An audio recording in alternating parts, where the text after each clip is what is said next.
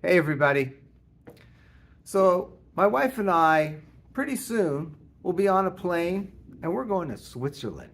Yeah, Switzerland. By the time you see this, God willing, all being well, we'll be there. And so what are we doing going to Switzerland? That wasn't exactly on my bucket list or hers. How did we end up going there? So we have a very close friends, a couple, that he's very good at planning trips. And they arranged a trip to go to Switzerland. And when he told me about it, I went, here's an opportunity. And I asked him, can I jump on your train and hook into your trip and we'll go together? And he said, sure. And so we're all going to Switzerland. Now, why did he want to go to Switzerland? It was his wife, and it was his wife before they even met. She always had a bonnet in her bee. She always had it in her mind.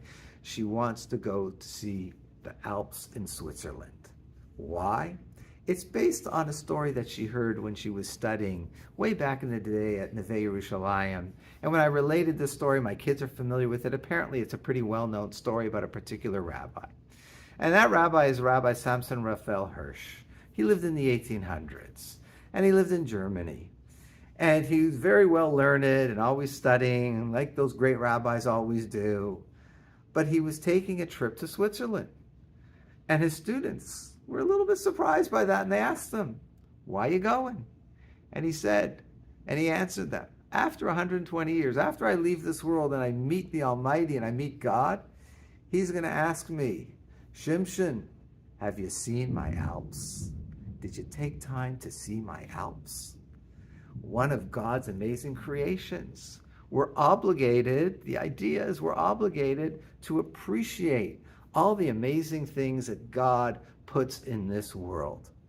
And so, yeah, we're supposed to appreciate that. So the opportunity came up, and we're taking it.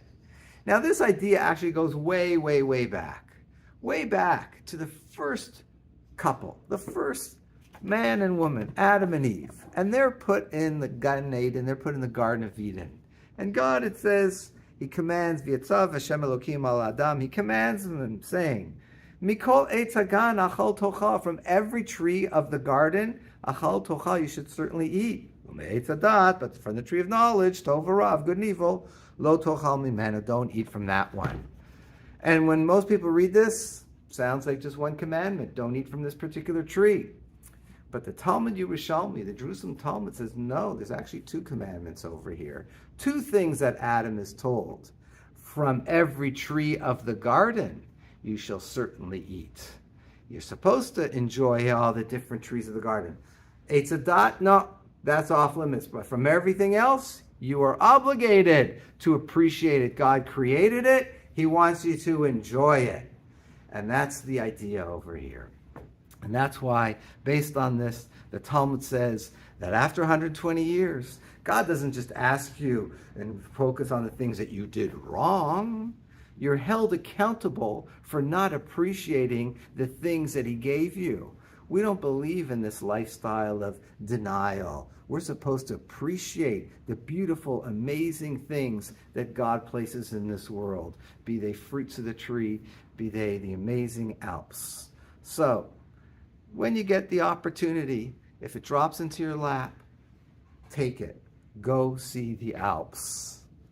I'll let you know how it goes. I'm sure it'll be spectacular. That's all I hear from people when I tell them that we're going. Go see the Alps, and if you can't see the Alps, there's a lot of amazing things right in front of us, wherever you live, that God created. Make sure you appreciate them, bless him for it, and thank him. Have a good Shabbat.